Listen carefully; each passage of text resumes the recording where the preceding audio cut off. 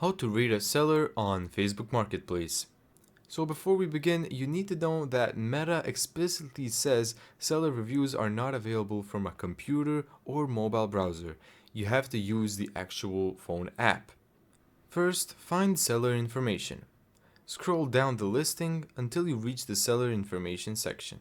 And then tap Review Seller. If Facebook has made the transaction eligible for a review, you'll see Review Seller next to the seller information. Tap it. There's also a messenger route. Open your marketplace conversation with the seller and look for Rate Seller. This is a real marketplace interface example showing the button directly in the conversation. Then choose your rating and submit. Choose the number of stars and complete the review. Thank you so much for watching this video. If you found this tutorial helpful, make sure to give it a thumbs up and subscribe. And as always, see you in the next video.